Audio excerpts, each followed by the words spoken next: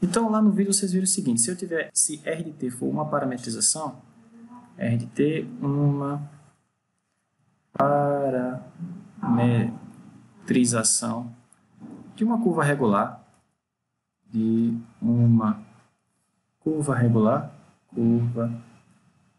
regular C, por exemplo, que toma valores no intervalo AB. Então, a gente definiu o comprimento da curva L como a integral de A até B da norma da derivada da função. Não é isso? Então, fisicamente, isso aqui é fácil da gente entender. O que é a norma da derivada da função? A norma da derivada da função é o que a gente chama de velocidade escalar, né? Então, isso aqui é velocidade escalar. Então, se você multiplicar a velocidade pelo intervalo de tempo, você tem a distância percorrida, não é? Então, isso aqui vai te dar a distância percorrida nesse intervalo de tempo dt. Se você quer a distância percorrida no intervalo completo, então você tem que acumular. E acumular em cálculo é o que a gente chama de integrar. Então, você integra esse cara e integrando você tem exatamente essa definição, que é a definição do comprimento de arco. A gente pode também definir isso de forma mais formal, né? Fazendo como a gente procedeu lá quando a gente estudou funções, aplicações da integral, né? Você tinha uma função, por exemplo, definindo o intervalo AB, e a gente queria determinar o comprimento de arco, o comprimento dessa curva, que é o gráfico da função de uma variável, do tipo y igual a f de x, né?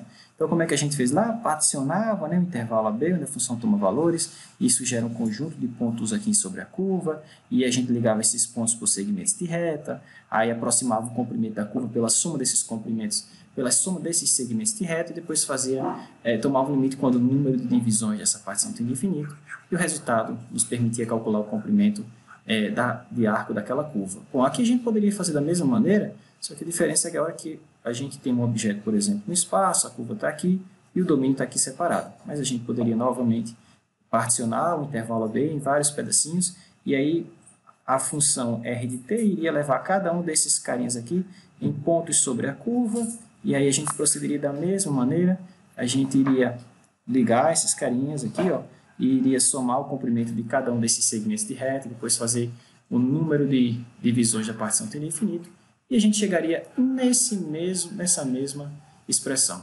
Okay? Então, o que eu fiz lá no vídeo foi abreviar esse processo de forma, digamos assim, mais heurística, mas que fornece a mesma definição. Okay? Então, isso aqui permite a gente calcular o comprimento de uma curva definida no intervalo AB. Mas se eu não quiser calcular o comprimento completo dessa curva, é possível? Bom, é sim. E a gente faz isso, quando a gente faz isso, a gente ganha um conceito importante, que é o da função comprimento de arco. Então, rapidamente, deixa eu fazer aqui um esboço. Então, suponha que a gente tem algo mais ou menos assim, aqui eixo x, aqui o eixo y, e aqui o eixo z. Então, suponha que a minha curva seja algo mais ou menos assim. Ó. Esse ponto aqui seja o ponto inicial, que eu vou chamar R de A, esse aqui é o ponto terminal, que eu vou chamar R de B, e, digamos, de forma que esse cara aqui seja o vetor posição, R de A, esse carinha aqui é o vetor posição do ponto final, R de B. Então, quando eu calculo o comprimento de arco da curva, o que eu estou calculando é o comprimento dessa curva completa, ou seja, eu estou calculando tudo isso aqui, ó, todo esse percurso aqui, digamos, percorrido por um objeto que se desloca ao longo dessa curva. Mas e se eu quiser calcular, por exemplo, apenas um trecho desse? Eu não quero tudo. Eu quero só o comprimento da curva até esse ponto aqui. Ó. Digamos, esse ponto P, que é representado pelo vetor R de t, apontado pelo vetor R de t. Então, se eu quiser calcular apenas esse trecho aqui, ó, só esse trecho aqui, ó, como é que eu faço? Bom, é só integrar de A até o t que corresponde a esse ponto aqui. Tranquilo? Então, quando a gente faz isso, a gente tem a seguinte integral. Deixa eu colocar mais aqui embaixo. Então, quando a gente definir isso dessa maneira, a gente vai ter integral de A até t da norma da derivada. Então, para não colocar t aqui, já que eu tenho t no limite superior, eu vou usar outro parâmetro, vou chamar aqui, por exemplo, u, du. Ok? Então, veja que isso aqui me dá o comprimento desse trecho aqui em amarelo. Mas se eu pegar um outro ponto, por exemplo, outro ponto aqui, Q, eu vou ter um outro t para esse cara, E aí eu posso medir o comprimento apenas integrando de A até o outro t respectivo, ou outro t que nos dá esse ponto Q. Então, veja que, na verdade, o que a gente fez, ou o que a gente faz quando calcula a integral dessa maneira, é definir uma função, porque para cada t, eu vou ter um valor diferente para esse comprimento, ou para essa função que a gente chama função comprimento de arco. Então, esse carinha aqui é chamado de função comprimento de arco. Ele tem algumas propriedades importantes. Comprimento de arco. Uma das propriedades que a gente vai usar com mais frequência é a seguinte. Se você derivar, e isso aqui segue diretamente do teorema fundamental do cálculo, se você derivar a função comprimento de arco, a derivada vai cancelar essa integral e o que você vai ficar é com o integrando no limite superior. Ou seja, a derivada da função comprimento de arco é numericamente igual à velocidade escalar. Ok? A outra propriedade que a gente viu lá também no vídeo é que, por causa disso, ou seja, como isso aqui é sempre maior que zero, essa função ela é crescente, portanto, injetora. E se a gente restringir os valores de S ao intervalo 0 a L, onde L é o comprimento da curva, a gente ganha uma função bijetora. Então, dizer que S de t é bijetora é dizer que eu posso inverter ela, em outras palavras, ok? A ideia é a seguinte, digamos que eu calculei aquela integral e o resultado foi uma função que eu estou representando aqui de forma genérica dessa maneira, φ de t.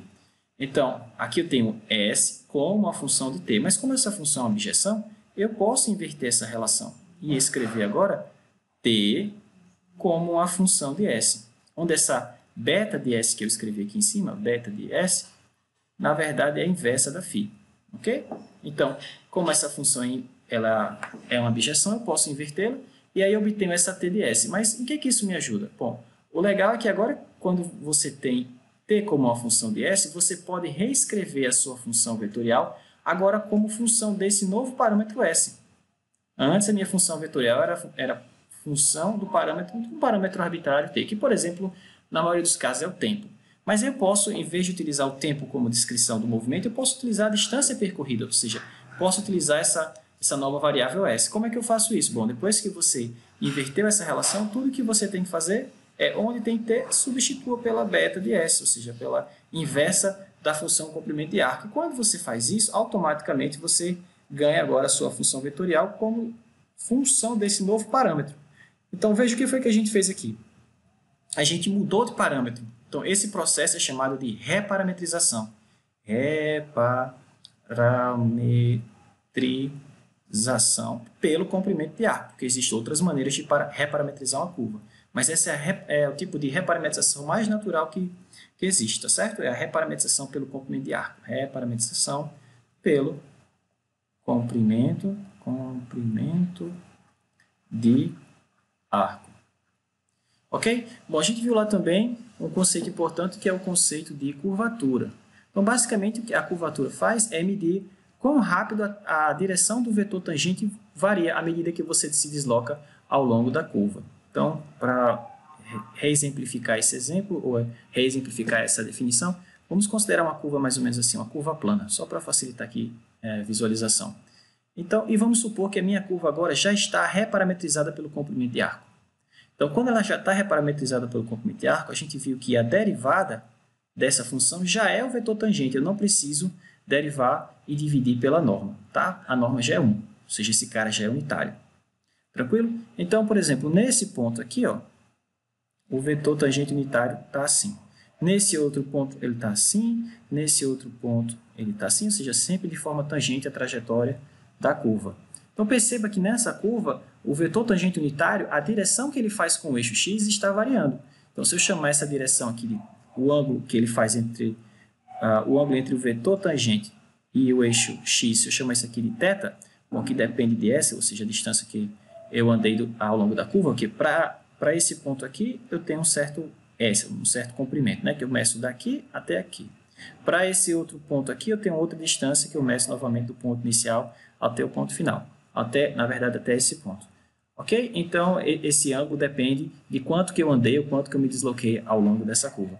Então, eu vou chamar de θ de S esse cara, e aqui está o nosso vetor tangente. Aqui é o nosso vetor tangente, que depende agora desse parâmetro S. Então, a taxa de variação é derivada, né, desse ângulo em função do comprimento de arco, o valor absoluto disso, a gente chama de curvatura. Tá? E a curvatura mede exatamente isso. Quão rápido o vetor tangente a direção do vetor tangente está variando à medida que você se desloca ao longo dessa trajetória, dessa curva. Tranquilo? Ou, em outras palavras, a curvatura mede quão rápido a curva desvia-se de ser uma reta, porque uma reta tem curvatura nula. Porque o vetor tangente a uma reta nunca muda de direção. Ele sempre aponta ao longo da reta. Vocês concordam? Deixa eu fazer aqui um esboço rápido. Então, se você tem uma reta assim, como é que é o vetor tangente nesse ponto aqui? Bom, é assim. E nesse outro ponto? Bom, do mesmo jeito. E nesse outro ponto? Bom, desse mesmo jeito. Então, perceba que em uma reta, o ângulo entre o vetor tangente e o eixo x não varia, não. Ok? De forma que dθ ds é, para uma reta, zero, sempre. Tranquilo? Então, o que é essa curvatura mede? Quão rápido o vetor tangente está, a direção do vetor tangente varia ao longo da curva. Tá? Então, se minha curva estiver parametrizada pelo comprimento de arco, a curvatura nada mais é que a norma da derivada segunda do vetor posição, ou a norma da aceleração. A gente chama isso aqui de aceleração, mesmo que o parâmetro não seja o tempo. Agora, caso contrário, a definição que vocês viram lá geral era a seguinte. Era a norma da derivada do vetor tangente, que no final das contas a gente pode escrever assim, tá certo? Dada essa observação que eu fiz aqui, ó. Tá? Então, mas e se a minha função, professor, não estiver parametrizada pelo comprimento de arco? Como é que eu calculo a curvatura? Bom, aí a gente mostrou lá que, utilizando a regra da cadeia, você pode escrever a curvatura da seguinte maneira. Para um parâmetro t qualquer, nada mais é que a norma da derivada do vetor tangente dividido pela norma da derivada da função, ou pela velocidade escalar, é a mesma coisa, né? Então, a gente escreve ou define a curvatura dessa maneira para uma curva parametrizada por um parâmetro t qualquer. Se for comprimento de arco, que bom. Se não for, a gente calcula dessa forma. Isso aqui é o que a gente chama de curvatura. Tá certo? Curvatura. Então, no vídeo também a gente definiu, baseado no exemplo que a gente fez lá, o raio de curvatura. Então, se eu tenho uma curva onde a curvatura é diferente de zero, a gente define o chamado raio de curvatura, vou ajeitar aqui, raio de curvatura como sendo o inverso da curvatura. Tá? Isso aqui é baseado no fato de que a curvatura de uma circunferência de raio r é 1 sobre o raio. Então, se você tomar o inverso desse cara, você tem um raio de volta. E aí a gente chama isso de raio de curvatura. Ok? Então, esse objeto é chamado de raio de curvatura. Ok? Então, basicamente, foi isso que vocês devem ter visto lá no vídeo. O que eu vou fazer agora? Uma série de exemplos. Então, vamos lá. Exemplo 36. Exemplo 36. Então, nesse exemplo, ele pede o seguinte. Ele diz o seguinte. Um objeto parte do ponto P de coordenadas 1, 0, 0, ao longo da hélice,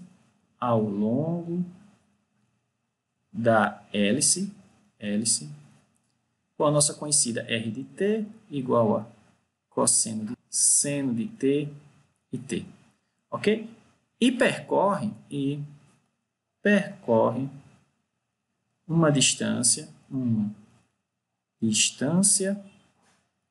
de π raiz de 2 sobre 3 unidades de comprimento. Ok? Determine, então o que vai pedir é o seguinte, determine o ponto final do objeto. Determine o ponto final do objeto. Ok?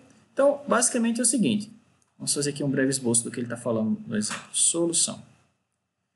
Então, você tem um objeto que se desloca, ele é forçado a se deslocar ao longo da trajetória dessa hélice, ok? A partir do ponto 1, 0, 0. Então, considere o seguinte diagrama. Considere o seguinte, deixa eu achar mais aqui, o seguinte diagrama. Então, deixa eu fazer aqui uma breve representação do que ele está falando aqui no problema. Ok, vamos colocar aqui o Z, aqui o Y e aqui o X. E aí a nossa hélice parte desse ponto aqui, que é o ponto 1, 0, 0, e aí ela vai e descreve a trajetória que a gente sabe que a hélice descreve. Então, a ideia é a seguinte, você partiu desse ponto, ou o objeto partiu desse ponto P, de coordenadas 1, 0, 0. E ele se deslocou ao longo da hélice, ele andou exatamente π raiz de 2 sobre 3 unidades de comprimento. Ok? Deixa eu ver se é isso mesmo que ele fala aqui. Isso, π raiz de 2 sobre 3 unidades de comprimento. Então, digamos que ele andou isso e π raiz de 2 unidades de comprimento, digamos que deu esse comprimento aqui. Então, ele parou nesse ponto aqui, olha só. Chama esse ponto de Q. Então, o que ele quer? As coordenadas desse ponto. Tranquilo? Só isso. Então, como é que eu vou fazer para determinar as coordenadas desse ponto? Bom, se eu tivesse o tempo que ele levou para chegar nesse ponto, era bem fácil, eu calculava o R desse tempo, né? Por quê? Porque eu tenho a expressão que define a posição em função do tempo. Mas ele não me deu o tempo, ele me deu a distância percorrida. Então, o que é que eu vou fazer? Eu vou reparametrizar, eu vou reescrever esse meu R de t como função de distância, ou seja, como função do parâmetro comprimento de arco, e aí eu vou ter o R de S. Bom, mas o S ele me deu, é π raiz de 2 sobre 3. Aí eu calculo o R desse cara. Tranquilo? E quando eu fizer isso, eu vou determinar as coordenadas desse ponto. Então, vamos lá. Então, nota ainda o seguinte, para eu calcular a função comprimento de arco, note que eu preciso calcular primeiro a derivada da função. Então, a derivada da minha função vetorial vai ficar, bom, é cosseno de seno de t, vai ficar menos seno de t, cosseno de t e 1. Agora eu preciso da norma desse carinha. A norma de R' de t, ou nesse caso é fácil, é raiz de 2, né? A gente já viu isso, porque vai ficar seno ao quadrado, mas cosseno ao quadrado que é 1, mais 1, raiz quadrada dessa quantidade. E de forma que, então, a função comprimento de arco vai ser integral desde o t correspondente ao ponto 1, 0, 0. Mas qual é o t que corresponde a esse ponto, professor? Como é que eu faço para descobrir esse cara? Bom, você tem que fazer a seguinte pergunta. Qual é o t que eu jogo aqui, ó, para que o resultado aqui seja 1, 0 e 0? Não está na cara que é t igual a 0, não é verdade? Mas se você não consegue perceber, o que você vai ter que fazer é resolver essa equaçãozinha aqui, ó, tá? Cosseno de t igual a 1, seno de t igual a 0 e t igual a 0. Mas nesse caso é bem simples, a gente percebe que é t igual a 0. Então eu vou calcular a função comprimento de arco a partir do ponto P, que corresponde a t igual a 0. Então a integral de 0 até um t qualquer da norma da derivada. Mas eu já calculei a norma da derivada. Nesse caso foi até simples, é uma constante, está aqui ela. A norma da derivada deu raiz de 2. Logo, então a gente vai ficar o seguinte, S de t igual a raiz de 2u com o variante de 0 a t, mas quando u for 0 vai dar 0, quando for t vai ficar raiz de 2t. Então, note que essa função é simples de você invertê-la, porque é a função linear, tudo que você tem que fazer é passar o raiz de 2 dividindo. Então, vai ficar assim, ó, S sobre raiz de 2 igual a t. Tranquilo? Bom, a gente já tem toda a informação necessária para reparametrizar a nossa curva. Agora, eu vou substituir onde tiver t lá na função vetorial por S sobre raiz de 2. Ou seja, vai ficar cosseno de S sobre raiz de 2, seno de S sobre raiz de 2 e S sobre raiz de 2. Feito isso, eu posso utilizar a distância que ele deu no problema para calcular as coordenadas do ponto onde esse objeto vai parar. Tranquilo? Então, olha só, vai ficar assim, ó, R de t igual a S sobre raiz de 2, vai ficar cosseno de S sobre raiz de 2, seno de S sobre raiz de 2 e, por fim, S sobre raiz de 2. Então, esse aqui é o meu R de S. Perceba que agora minha função vetorial está parametrizada pelo comprimento de arco. Só depende agora da distância percorrida ao longo da curva. Só depende de S. Então, para determinar as coordenadas do ponto, assim, deixa eu colocar aqui, assim, as coordenadas do ponto final lá Q vai ser R de S igual a raiz de 2 π sobre 3, se não me engano. Não é isso? Então, a gente vai calcular, vou jogar isso na função vetorial, vai ficar cosseno de raiz de 2π sobre 3, bom, mas já tem um raiz de 2 lá do S, né?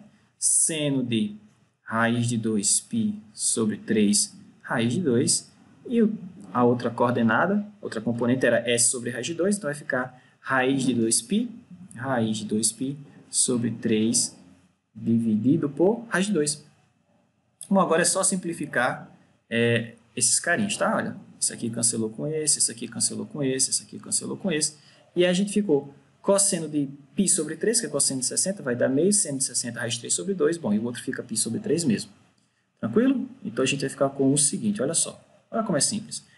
R de raiz de 2 sobre 3 vezes π vai ficar igual a meio, raiz de 3 sobre 2 e π sobre 3. Então, essa aqui são as coordenadas do meu ponto Q, que ele pedia para eu determinar no problema. Tranquilo? Então, veja que não é complicado, não. Não tem nada complicado aqui. Reparametrizou e utilizou o resultado dado no problema, ou a informação dada no problema, a gente consegue determinar onde o objeto parou, o ponto final da trajetória desse objeto. Exemplo 37. Então, aqui ele diz o seguinte: reparametrize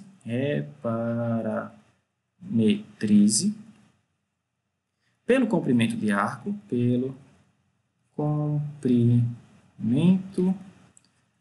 arco, reparametrize pelo comprimento de arco a curva dada por a curva plana, dada por. Então, a curva é o seguinte, olha só, vou escrever ela aqui, R de t igual a 2 sobre t ao quadrado mais 1 menos 1 e 2t dividido por t ao quadrado mais 1. Ok? A partir do ponto de coordenadas, a partir do ponto P igual a 1 e 0, e identifique a curva. Ok? Então, olha só, olhando para a parametrização dada dessa maneira, fica difícil da gente decidir que curva é essa. Não é algo tão simples de você determinar olhando à primeira vista. Mas ele dá uma dica. Reparametrize essa curva, escreva ela R como a função de S e depois decida que curva é essa. Ok? Então, vamos lá. Solução. Então, vamos reparametrizar pelo comprimento de arco. Qual é o processo? Primeiro, calcula a derivada, calcula a norma, integra desde o ponto P até um certo t qualquer, inverte o S como função de t e obtém t como função de S, e aí no final a gente decide que curva é essa. Ok? Então, note o seguinte, primeiro note que o ponto P corresponde a t igual a 0, corresponde a fazer t igual a 0 lá na minha expressão. Será, professor? Vamos ver. Se você colocar t igual a 0 aqui, vai ficar 2 sobre 1 menos 1, que é 1. Se você colocar t igual a 0 aqui, vai dar 0. Então, realmente, primeiro note que o ponto P corresponde a t igual a 0. Isso vai ser importante na hora que a gente for determinar a função comprimento de arco. Então, o segundo passo é a gente calcular a derivada daquela função. Aqui tem que ter um pouquinho de cuidado, porque tem a regra do quociente aqui nesse segundo termo, tá? Então, o primeiro vai ser a derivada desse termo, e é a derivada desse, mas aqui é uma constante, derivada de menos 1 é 0. Ficou apenas a derivada de 2 sobre t ao quadrado mais 1. Mas eu posso escrever esse carinha assim, ó, jogar ele para cima, né? Quando a derivar vai cair o menos 1, a derivada de dentro vai dar 2t, e esse cara vai para baixo, elevado ao quadrado, né? Então, vamos ficar com menos 4t dividido por t ao quadrado mais 1 ao quadrado. Tá? Essa foi a derivada desse primeiro termo. Já nesse segundo termo, vai ser a derivada do quociente. Então, a derivada do primeiro, que é 2, vezes o de baixo, que é t ao quadrado mais 1, menos a derivada do de baixo, que é 2t, vezes o de cima, que é 2t, vai ficar 4t2, dividido pelo de baixo ao quadrado. Então, nota que a gente vai ter o mesmo denominador que o anterior. Então, t ao quadrado mais 1 ao quadrado. Ok? Então, eu vou só simplificar essa coisa, e depois de simplificar, a gente calcula a norma, tá? Então, ficou assim, ó, R' de t igual a... Bom, no primeiro termo não tem o que fazer, é 4t sobre t ao quadrado mais 1 ao quadrado mesmo.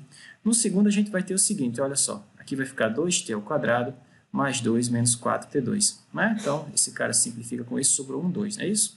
Então, vamos ficar com menos 2t ao quadrado mais 2 dividido pelo mesmo denominador que o anterior, t ao quadrado mais 1 ao quadrado. Então, deixa eu só guardar essa informação que a gente vai usar ela já já. Então, o que eu preciso? Calcular a norma desse cara. E depois integrar, certo? Para depois inverter a relação. Então, tomando a norma desse vetor, ou dessa função vetorial, a gente vai ter o seguinte. Então, a norma de R' de t vai ser igual. Bom, aqui você vai ter esse cara ao quadrado, mais esse cara ao quadrado, raiz quadrada disso tudo, né? Mas note que o denominador é igual para os dois e vai ficar ao quadrado. Vai ficar t ao quadrado mais 1 quarta. Eu extraio da raiz, vai sair como 1 sobre t ao quadrado mais 1 ao quadrado, tá certo? Ele entrou a quarta, saiu ao quadrado. Bom, e aí vezes a outra parte. Vai ficar menos 4t ao quadrado, que vai ser 16t ao quadrado, mas agora eu vou fazer o quadrado dessa expressão aqui, ó, quadrado dessa expressão. Então, o quadrado do primeiro, ou seja, 4t a quarta, menos 2 vezes menos 4t a quarta, menos 2 vezes o primeiro pelo segundo, então vai ficar 8t t ao quadrado mais o quadrado do segundo. Então, o que a gente tem que fazer? Simplificar o máximo possível aqui, pessoal, porque, do contrário, a gente não vai conseguir integrar o que sai daqui. Então, como é que eu vou simplificar? Perceba que aqui eu tenho 16, aqui eu tenho menos 8, isso aqui vai sobrar um 8t ao quadrado positivo, né? Então, a gente por enquanto, ficamos com o seguinte, 1 sobre t ao quadrado mais 1 ao quadrado, raiz quadrada ali, olha só, colocar o 4t à quarta primeiro, 4t à quarta, agora mais 8t ao quadrado mais 4. Perceba que eu posso colocar um 4 em evidência aqui nessa raiz, né? Então, quando ele sair, vai sair como 2. Então, a gente vai ter o seguinte, norma, vou digitar aqui, a gente vai ter o seguinte, norma de R' de t, igual, sai um 2, né? Então, 2 sobre t ao quadrado mais 1 ao quadrado, e o que sobrou foi o quê? Sobrou o seguinte, t ao quadrado mais 2, bom, t à quarta, né? Aqui, t à quarta mais 2t ao quadrado mais 1.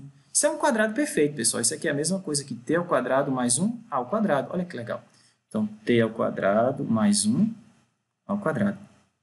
Agora a gente simplifica. Então, esse cara morreu com esse e esse cara morreu com um desse. Então, sobrou apenas o quê? 2 sobre t ao quadrado mais 1. Ah, agora a gente integra. Se a gente fosse deixar para integrar essa coisa com a raiz, provavelmente a gente ia se atrapalhar. Mas agora ficou mais fácil. Vou só integrar essa função racional. Ok? Então, para determinar a função comprimento de arco, então para calcular S de t, tudo que eu tenho que fazer é integrar desde o ponto P, mas o ponto P corresponde a t igual a 0, até um certo t qualquer, de quem? Dessa função. Então, vai ficar 2 sobre u ao quadrado mais 1. Deu. Professor, por que u? Porque eu já estou usando t no limite superior, tá certo?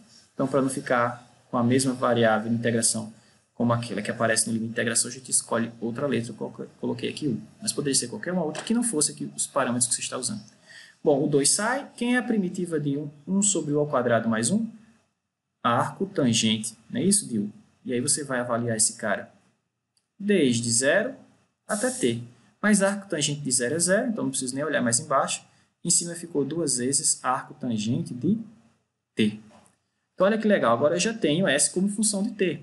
Então, S como função de t, ou seja, minha função comprimento de arco é 2 vezes arco tangente de t. Mas eu quero escrever t como função de S, professor. E agora? Bom, inverte. Passo 2 dividindo, ó. Então, fiquei S sobre 2 igual a arco tangente de t. Então, como é que eu faço para inverter essa função? Como é que eu faço para ficar só com t? Toma tangente dos dois lados. Se eu tomar tangente dos dois lados, de um lado eu vou ficar tangente de S sobre 2. E do outro, professor? Fica só com t, né? Porque tangente da arco tangente, ou arco tangente da tangente, são funções inversas, é o argumento. Ok? Então, tudo que eu tenho que fazer agora, logo, é substituir onde tiver t na minha função vetorial por tangente de S sobre 2, simplificar e identificar que curva é essa. Logo, vamos ficar com o seguinte. Então, agora eu vou escrever R de S. R de S. Como é que eu faço isso? Eu substituo lá na função onde tem t por tangente de S sobre 2. Então, tem t aqui, vai ficar 2 sobre tangente ao quadrado mais 1. Na verdade, aqui em cima, menos 1. E aqui vai ficar 2 vezes tangente de S sobre 2, e embaixo tangente ao quadrado de S sobre 2 mais 1. Tranquilo? E depois a gente tenta simplificar e ver o que isso vai dar. Então, ficou 2 sobre tangente ao quadrado de S sobre 2 mais 1. Isso, menos 1, né? Já tinha o menos 1 lá. E no outro termo ficou 2 vezes, deixa eu ver lá, 2 vezes, cadê? Isso, 2 vezes t, mas t é tangente de S sobre 2, então 2 vezes tangente de S sobre 2 dividido por tangente ao quadrado de S sobre 2 mais 1.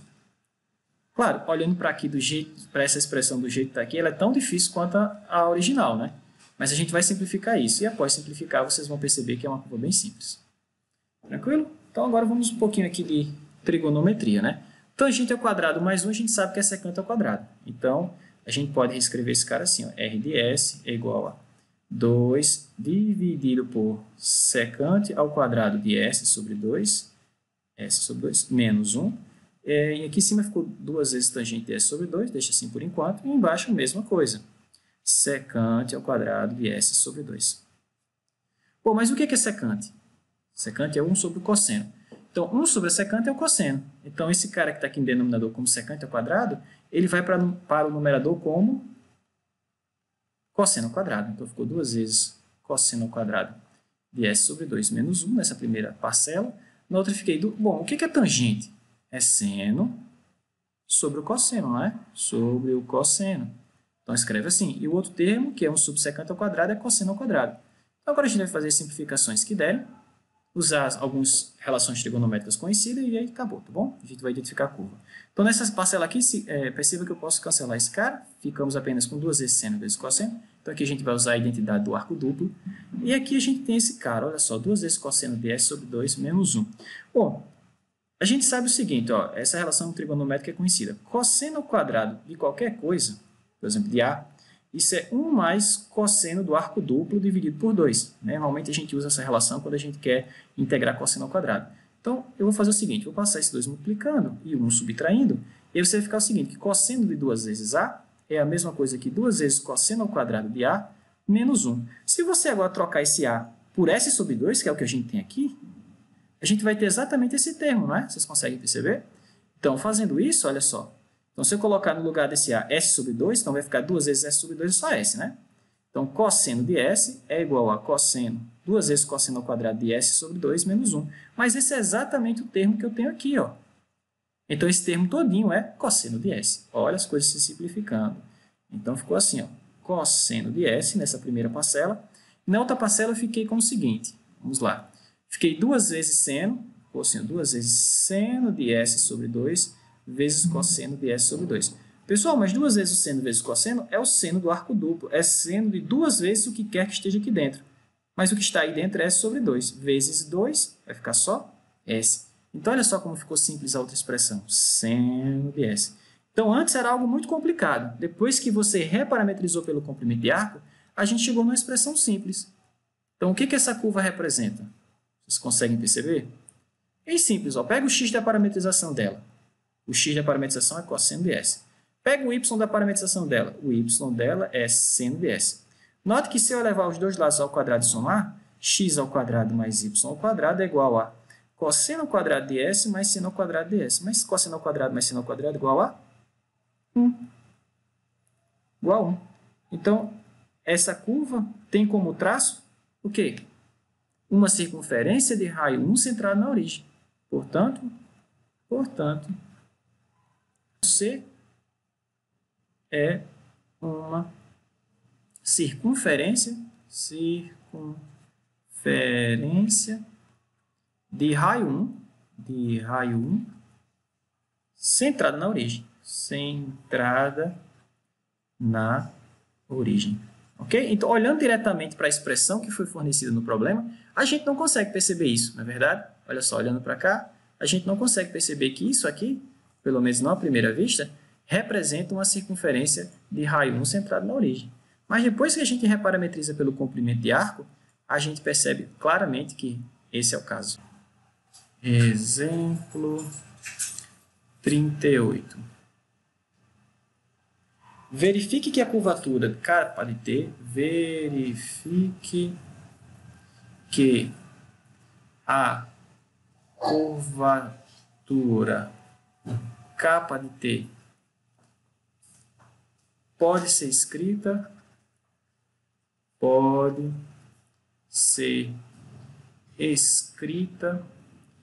como? Então, a gente vai mostrar nesse exemplo que eu posso escrever a curvatura da seguinte maneira. É a norma do produto vetorial do vetor velocidade com aceleração dividido pela velocidade escalar ao cubo. Aí vocês devem estar pensando, isso é muito parecido com a expressão da componente normal da aceleração, não é? É, pessoal, não é coincidência não, tá bom? Então, vamos ver como é que a gente chega nessa expressão. Solução. Então, como vocês já observaram isso que eu acabei de falar, relembre o seguinte. Deixa eu colocar aqui.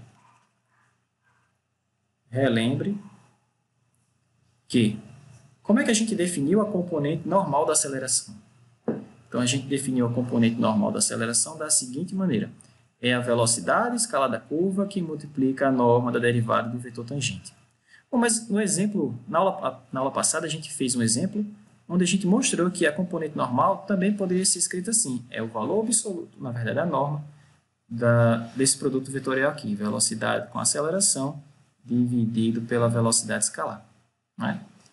Ok, então quer dizer que essas duas coisas são iguais. Então, como essas duas coisas são iguais, eu posso igualar essas duas expressões. Então, aqui eu tenho v de t igual a norma do vetor tangente, na verdade, a norma da derivada do vetor tangente, olha só. E esse cara tem que ser igual a esse produto vetorial, a norma desse produto vetorial. Então, por que eu estou escrevendo isso, né? Por que eu estou usando essas relações? Porque eu sei o seguinte, se eu conseguir isolar a norma da derivada do vetor tangente, para que eu tenha curvatura, tudo que eu tenho que fazer é dividir pela velocidade escalar. Por quê, professor? Porque a gente definiu a curvatura, para uma curva parametrizada por um parâmetro t qualquer, exatamente como esse quociente aqui, olha só. Então, se eu... Bom, aqui embaixo é ou a norma da velocidade ou velocidade escalar, posso escrever assim. Então, se eu tiver como encontrar esse cara, se eu dividir pela velocidade escalar, eu tenho a curvatura. Então, tudo que eu estou fazendo é isso. É obter uma expressão que me permita isolar a norma da derivada do vetor tangente. Ok? Bom, mas eu tenho exatamente aqui. Então, a norma da derivada do vetor tangente vai ficar igual, passa essa velocidade para lá dividindo, com essa que já tem que ficar ao quadrado, né? Então, ficou a velocidade vetorial, a aceleração, a norma desse cara, dividido pela velocidade ao quadrado. Bom, mas professor, isso não é ainda a relação que ele falou lá, tem que dividir pela velocidade ao cubo, ele quer que mostre isso. Sim, mas a gente não tem a curvatura ainda. Para que eu obtenha a curvatura, eu tenho que dividir isso aqui pela velocidade escalar, mas se eu dividir isso aqui por v, eu vou dividir esse cara por v. Mas aí vai ficar v com v ao quadrado, v ao cubo, não é verdade? Dessa forma, vamos ter o seguinte. Bom, é só dividir pela velocidade, né? Como eu falei. Então, a curvatura vai ficar igual a norma da velocidade, aqui não tem derivada não, velocidade vetorial aceleração, dividido pela velocidade ao cubo. Pronto, pessoal. É só assim. E daqui para frente, eu espero que vocês utilizem essa expressão para calcular a curvatura de uma curva dada. Tá, ok? É muito mais fácil você utilizar essa expressão do que você utilizar essa definição, pessoal. A não ser que seja um caso muito simples, por exemplo, de uma hélice. Então, você consegue computar isso muito rápido. Mas, no caso geral, isso aqui dá muito trabalho. Porque quando você for derivar o vetor tangente, lembra, sempre parece aquele cara no denominador, onde você tem que usar a regra do quociente, e aí a quantidade de cálculos que você tem que fazer e a chance de você errar é muito grande. Ok? Então, antes da gente passar para o próximo exemplo, deixa eu chamar a atenção do seguinte. A gente pode descrever tanto a componente tangencial como a componente normal da aceleração em termos puramente geométricos. Por exemplo, em termos dessas grandezas que a gente definiu na aula passada, ou no vídeo lá que vocês viram, que é o comprimento de arco e a curvatura. Então, como é que a gente faz isso, professor? Da seguinte maneira. Como é que a gente definiu a componente tangencial da aceleração? Bom, ela era a derivada da velocidade escalar, não é isso? d dt, dv dt. Bom, mas vocês viram que a derivada da função comprimento de arco é justamente a velocidade escalar. Bom, é a norma da derivada, mas a norma da derivada é o que a gente chama de velocidade escalar, né? Então, se você utilizar essa informação aqui, ó, aqui, você vai ter a derivada dessa derivada. Portanto, você pode escrever a componente tangencial da aceleração assim. É a derivada, em relação a t, da derivada da função comprimento de arco. Ou seja, isso lhe dá a derivada segunda, não é? Do comprimento de arco em relação ao parâmetro t, que em muitos casos é o tempo. Então, você tem uma forma agora puramente geométrica, porque olha só, aqui só existe características geométricas. Só comprimento, né? O comprimento é uma característica puramente geométrica. Então, você consegue descrever a componente tangencial em termos apenas da função comprimento de arco, na verdade, em termos da sua derivada. E a gente consegue fazer a mesma coisa para a componente normal, pessoal. Olha só, a componente normal, a n de t, foi definido como a velocidade escalar vezes a norma da derivada do vetor, vetor tangente. Bom, mas a gente já viu, qual foi a definição que a gente deu de curvatura? Bom, a definição geral é a seguinte, é a norma da derivada dividido pela velocidade escalar. Bom, mas se eu isolar esse carinha, eu tenho que a norma da sua derivada é a curvatura vezes a velocidade escalar, ou seja, a velocidade escalar vezes a curvatura. Então, se você utilizar essa informação aqui agora, olha só, vai ficar velocidade vezes velocidade, que é a velocidade ao quadrado, vezes a curvatura. Então, isso me permite escrever a componente normal da aceleração assim, é a velocidade ao quadrado vezes a curvatura. Mas eu ainda posso escrever a velocidade como a derivada da função comprimento de arco. Então, ficou a derivada ao quadrado vezes a curvatura. Então, perceba que aqui eu só tenho características geométricas. Só características geométricas. Ó. Comprimento, que é o comprimento de arco da curva, e curvatura. Ok? Então, eu posso descrever a aceleração em termos puramente geométricos, em termos da derivada segunda do comprimento de arco, e em termos da derivada do comprimento de arco ao quadrado vezes a curvatura. Tranquilo? Exemplo 39. Então, vamos ver como é que a gente vai fazer isso aqui. Então, o exemplo 39, ele pede para a gente mostrar que se eu tiver uma curva plana, então verifique que a curvatura de uma curva plana, verifique que a curvatura de uma curva plana pode ser escrita como? Pode ser escrita da seguinte forma. Então, vou colocar aqui, ó, kappa de t igual a... Então, vai ficar assim, valor absoluto, aqui é o valor absoluto normal, a função módulo, tá certo? X' de t, y duas linhas de t, menos x duas linhas de t, onde esse linha quer dizer derivada em relação ao t, tá certo? Y' de t, bom, tudo isso dividido por x' de t ao quadrado mais y' de t ao quadrado, tudo isso elevado a 3 meios. Então, a grande sacada aqui é a gente reescrever a minha curva plana como se ela fosse uma curva espacial. Mas, olha só, se a minha curva é plana, então a sua parametrização é assim, né? Ó, x de t, y de t. Ela não tem componente z de t. Mas eu posso criar uma curva espacial que esteja no plano. Como? Por exemplo, no plano xy. Como? Basta que eu diga que a componente z dele é zero.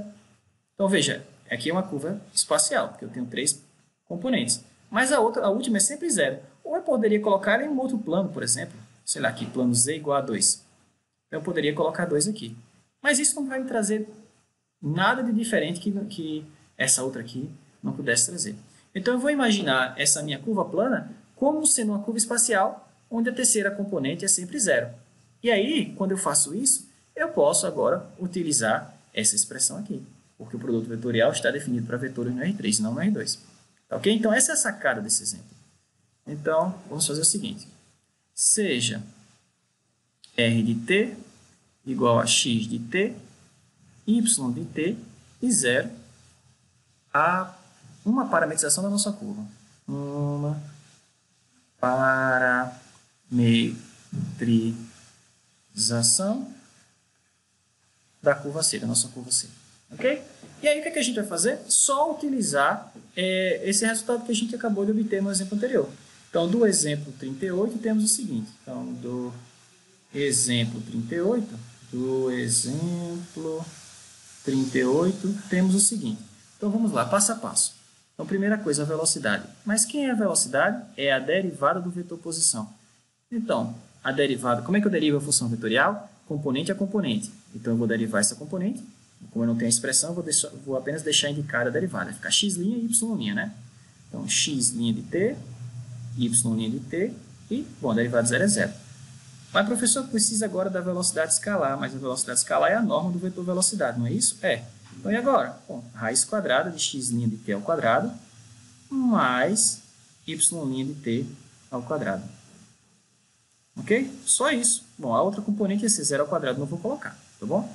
E agora eu preciso da aceleração. Como é que eu calculo a aceleração? Bom, basta derivar a velocidade. Então, olha só, derivando novamente, olha como é difícil. A derivada de x' é x duas linhas, de y duas linhas, e 0. Bom, basicamente acabou. Tudo que a gente tem que fazer agora é o produto vetorial de V por A. Aqui o produto é o produto vetorial, então a gente vai ter o seguinte, V vetorial A vai ser igual. Então, vamos fazer isso aqui utilizando aquele determinante, certo? Então, I, J, K.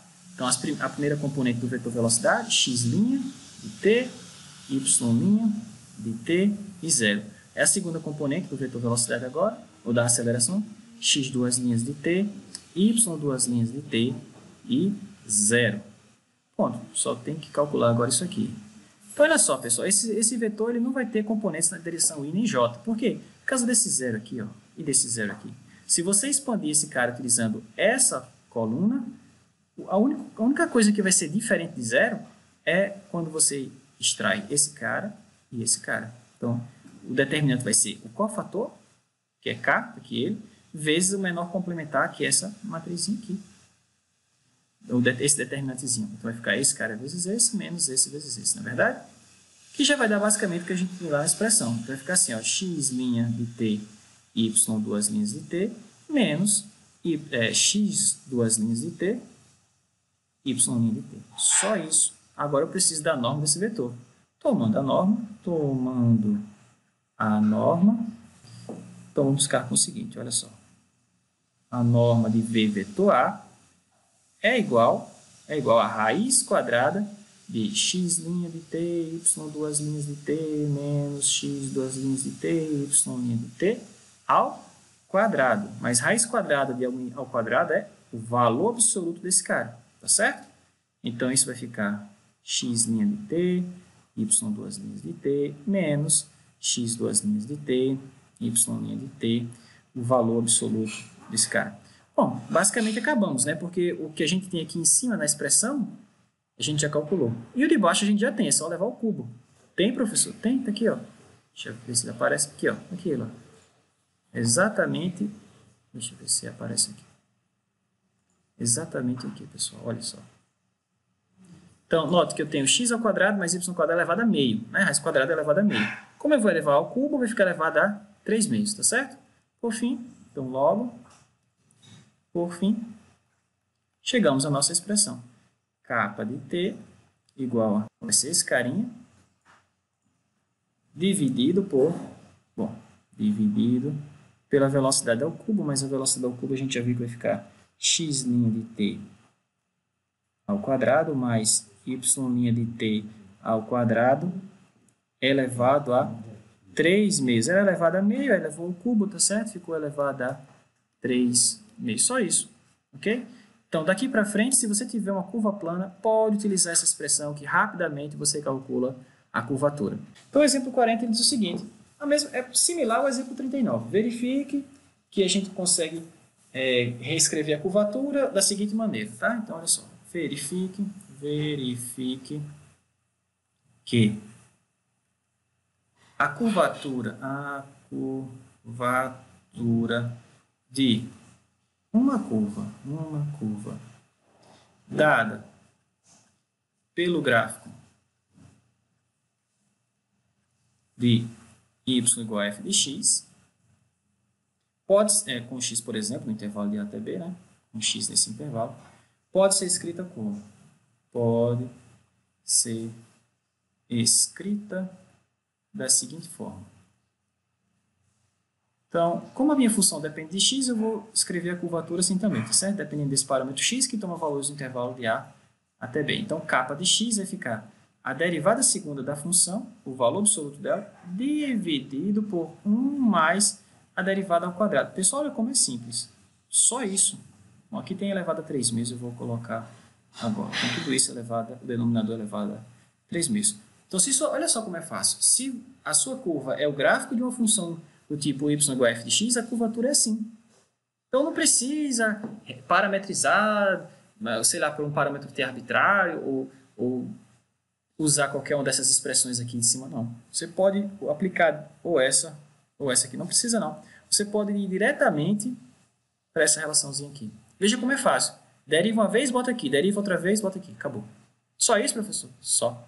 Então, vamos mostrar isso e, em seguida, vamos calcular a curvatura para uma parábola na origem. Então, em seguida, determine ou calcule a curvatura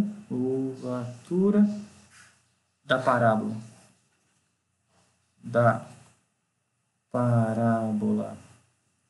y igual a 1 meio de x quadrado na origem. Só isso. Tranquilo? Então, vamos ver como isso funciona. Então, solução. Então, qual é a sacada desse exemplo? É usar o exemplo anterior.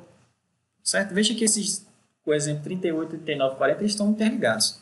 Tá? Eu estou indo do mais genérico, que é o 38, para o mais particular, que é o 40. Então, essa curva que eu tenho, que é o gráfico de uma função, é uma curva plana, né? Ela está no plano XY. Então, o que é que eu vou fazer? Eu vou utilizar a expressão que a gente acabou de demonstrar, ou acabou de deduzir no exemplo anterior. Tá? O que a gente tem que fazer? Parametrizar essa curva, primeiro. Então, a gente já viu uma forma mais simples de você parametrizar uma curva, que é o gráfico de uma função de uma variável desse tipo. É chamar x de t e o y que sobrar. Por exemplo, no caso, a parábola seria 1 meio t ao quadrado, que é o nosso f de t, ou f de x.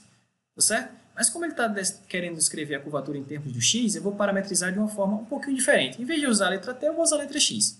Então, note o seguinte, note que eu vou escrever a minha curva assim, ó, r de x, tá? Igual a x, eu vou chamar a componente x de x mesmo. A componente y vai ser quem? Vai ser a função, vai ser o meu f de x. E a componente z é zero, porque a curva é plana. Então, com essa parametrização, bom, com x no intervalo de a até b. Então, com essa parametrização, eu utilizo essa expressão aqui que a gente acabou de deduzir. Claro, em vez de derivada em relação a t, esse linha, em vez de ser derivada em relação a t, eu vou ver como derivada em relação a x, tá certo?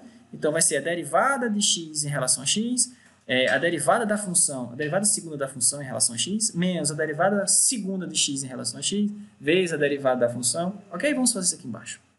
Então, dessa forma, a curvatura, que agora vai depender do x, vai ser, então, de novo, vai ser a derivada em relação a x da primeira componente, que é x, vezes a derivada segunda, não é isso? Da segunda, que é f de x, vai vendo, menos, agora, a derivada segunda em relação a x da primeira componente, que é x, vezes a derivada primeira em relação a x, o parâmetro é x, tá certo? Da segunda. Só isso, dividido pela derivada em relação a x da primeira, que é x ao quadrado, mais a derivada da segunda componente, que é f de x, em relação a x, que x é agora o meu parâmetro, ao quadrado. Tudo isso é elevado a 3 meses. Pessoal, só isso. Agora, vamos simplificar aqui. Olha só. Aqui, olha, quando você deriva x, qual é a derivada de x em relação a x? 1. Então, ficou 1 vezes a derivada segunda, né? Porque a derivada de f de x duas vezes, a gente denota como f duas linhas de x, né?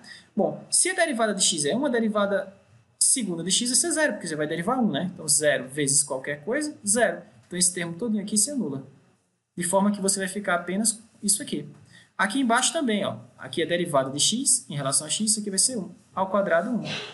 Tranquilo? Então, resumindo, logo vamos ter o seguinte. A curvatura vai ficar igual a derivada segunda em relação a x, então o valor absoluto, que foi a única coisa que sobrou, dividido por 1, né? A gente já viu aqui, ó, 1, mais a derivada da função ao quadrado elevado a 3 vezes. Só isso. Então, se você precisar calcular a curvatura de uma curva que é o gráfico de uma função de uma variável, utilize essa expressão. Ok? Então, vamos fazer para a parábola? Então, para a parábola, rapidamente aqui, ó. Para f de x igual a... Vou apagar aqui. Para f de x igual a 1 meio de x quadrado, que foi o que ele nos deu, temos. Então, como é que vai ficar a curvatura para a parábola? Acabou, pessoal. É só usar a relaçãozinha aí em cima. Então, o que eu preciso? Da derivada primeira, mas a derivada de 1 meio de x ao quadrado é x, e preciso da derivada segunda, mas essa derivada nova vai dar 1.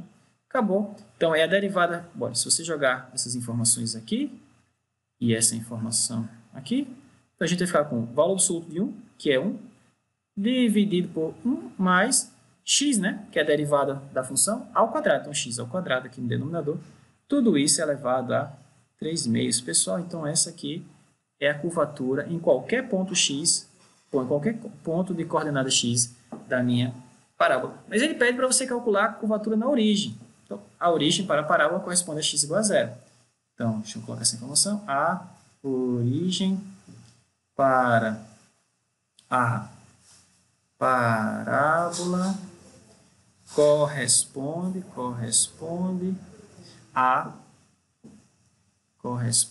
a x igual a 0. Então, tudo que eu tenho que fazer é avaliar a curvatura em 0. Bom, mas na origem, se você colocar um tx aqui 0, vai ficar 1 sobre 1 mais 0, vai ficar 1 sobre 1, 1. Então, a curvatura da parábola na origem é 1. Acabou, pessoal. Só isso. Ok? Tão fácil quanto isso. Então, se você tiver a expressão, se você tiver que calcular a curvatura de uma curva, que é o gráfico de uma função de uma variável, utilize de preferência essa expressão que a gente acabou de obter. Por quê? Porque fica mais simples, tá certo? Então, por exemplo, no caso da nossa parábola, a gente tem algo mais ou menos assim, ó. Aqui é a minha parábola. E o que foi que eu calculei? Eu calculei a curvatura aqui, ó, na origem. A gente mostrou que a curvatura aqui na origem é 1. E é a maior curvatura que a parábola tem na origem, pessoal. Por exemplo, bom, eu falei isso, então fica fácil de você perceber que se eu pegar outro ponto aqui, a curvatura aqui é menor, porque eu acabei de falar que a curvatura nesse cara é o maior valor que a função curvatura pode ter para a parábola. Mas como é que eu consigo ver isso, professor? Sem ter que calcular a curvatura nesse outro ponto? Bem fácil, pessoal. Eu vou usar uma ideia bastante interessante que eu apresentei lá no vídeo, que é o seguinte, a gente calculou, a gente viu o seguinte, se eu tenho uma circunferência, tenho duas circunferências, uma aqui maior e uma aqui menorzinha. Então, digamos que essa circunferência maior tem a raio R1 e essa circunferênciazinha menor tem a raio R2. Bom, todo mundo consegue perceber aqui do meu esboço que R1 é maior que R2, né? Bom, mas a gente viu lá no vídeo que a curvatura, vou chamar K1, que é a K1, que é a curvatura desse meio círculo, que a curvatura de uma circunferência é o inverso do raio. Então, a curvatura dessa primeira curva, desse primeiro círculo, é 1 sobre R1. E a curvatura desse segundo círculo é 1 sobre R2. Ora, mas como R1 é maior que R2, o inverso inverte a relação. Então, moral da história, círculos menores têm curvaturas maiores do que círculos maiores. Professor, mas como é que essa ideia me permite diferenciar, por exemplo, a curvatura desse ponto P da curvatura desse ponto Q? Como é que eu consigo identificar quem tem curvatura maior sempre sem calcular? Bem simples, você vai fazer o seguinte, você vai colocar em cada um desses pontos a maior circunferência que tangencia a curva no ponto. A gente chama essa circunferência de círculo osculador. Como assim? Olha só, vai vendo aqui, ó. Então, eu vou pegar aqui e vou tentar colocar a maior circunferência possível que eu posso, que toca nesse ponto só na origem, ó. Perceba, se eu estender mais essa circunferência, ela vai tocar em mais de um ponto da parábola. Ó, eita, eu estou com outro ponto, não vale. Tá certo? Então, a maior circunferência que eu consigo colocar é essa. E ela tem um certo raio. Tá? Então, deixa eu trocar só aqui a cor. Vou botar em V. Pronto. Eu vou fazer a mesma coisa agora para o ponto Q. Eu vou colocar em Q a maior circunferência osculadora possível. A maior circunferência que toca em Q só naquele ponto Q mesmo. Deixa eu trocar a cor dela. Vamos tentar levar para lá. Então, olha só. Aqui, ó. Se eu colocar uma circunferência maior que esse aqui, vai tocar em mais de um ponto da parábola. Vocês conseguem perceber isso, né? Então, veja, a circunferência que toca aqui a origem, ela tem um certo raio. Eu vou chamar de R1. Aqui em verde. Essa outra circunferência tem um outro raio, que eu vou chamar aqui de R2. Tá bom? A curvatura desse círculo maior, do círculo em amarelo, é menor que a curvatura desse círculo verde. Mas pelo que a gente viu aqui, quanto maior o raio, menor a curvatura. Como essa circunferência aqui em verde tem raio menor, ela tem curvatura maior. Tudo bem, professor, mas o que tem a ver esses círculos, a curvatura desses círculos com a curvatura da minha curva nesses pontos? Pessoal, esses círculos não estão tocando ponto? Então, nesse ponto, a curvatura do círculo e a curvatura da curva são iguais. Então, isso quer dizer que a curvatura aqui nesse ponto P é igual à curvatura dessa circunferência verde. E a curvatura da minha curva nesse ponto em Q é a mesma que a curvatura dessa circunferência amarela.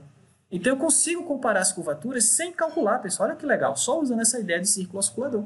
Ok? Novamente, como o raio osculador, ou círculo osculador, na verdade, que toca esse ponto P, tem raio menor do que o círculo osculador que toca o ponto Q, a curvatura em P é maior que a curvatura em Q. Tá? Então, você pode usar essa ideia para analisar a curvatura de qualquer curva. Por exemplo, se eu tivesse uma curva assim, ó. Então, digamos que eu quero saber, dentre esses dois pontos, quem tem a curvatura maior. Ponto P e aqui o meu ponto Q.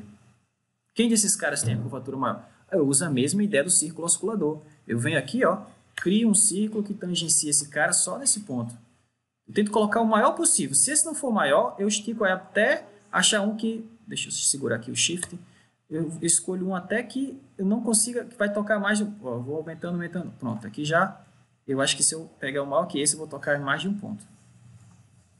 Ok? Eu vou tentar colocar o maior. Pronto. Então, se eu aumentar mais aqui, já está tocando até em outros pontos aqui na vizinhança, mas digamos que esse for o maior que eu consegui colocar. E aí eu repito essa ideia para o ponto Q.